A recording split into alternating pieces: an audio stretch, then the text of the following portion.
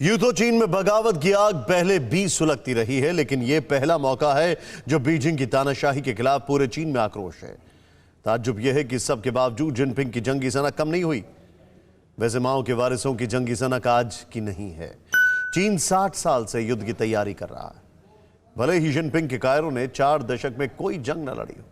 सवाल यह है कि चीन की फौज के ये हैवान कौन हैं, कहां बनते हैं और क्यों इन्हें जल्लाद बनाने की ट्रेनिंग दी जाती है। देखें रिपोर्ट में।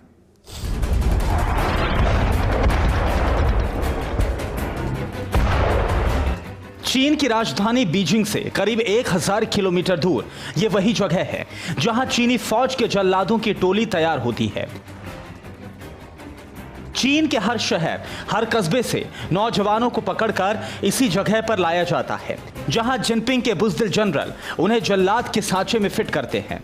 चीन की फौज का ये ट्रेनिंग सेंटर उसी इनर मंगोलिया में है जिस पर चीन का अवैध कब्जा है। एशिया के सबसे बड़े मिलिट्री ट्रेनिंग कैंप को जुरीहे कंबाइंड टैक्टिक्स ट्रेनिंग बेस के नाम से जाना जाता है।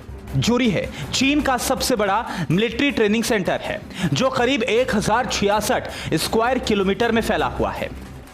यानी इतना बड़ा इलाका है जिसमें पूरा हांगकांग समा सकता है। एक बड़े शहर की तरह बने इस सेंटर में चीन के लाखों सैनिक ट्रेनिंग लेते हैं।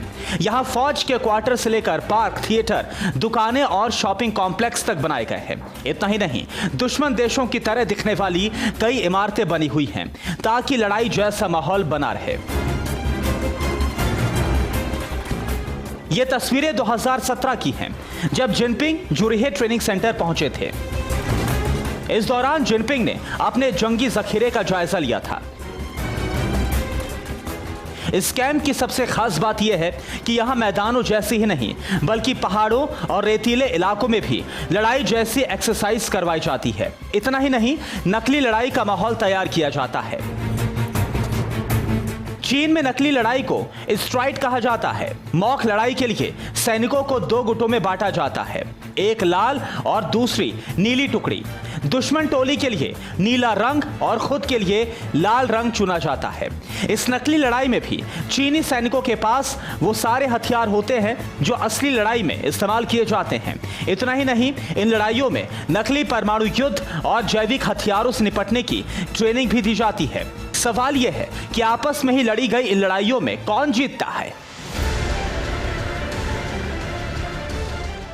2014 की ड्रिल में यहां पर 7 नकली लड़ाइयां लड़ी गई। चीन की फौज यानी कि रेड आर्मी सिर्फ एक मुकाबला जीत पाई। 2015 में रेड आर्मी को एक भी जीत हासिल नहीं हुई। यानी जो फौज अपने ही जवानों के हाथों हर बार शिकस्त खाती है, वही चाइनीज हिंदुस्तान से टकराने का ख्वाब देख रहे हैं, जबकि हकीकत जिनपिंग को भी पता है।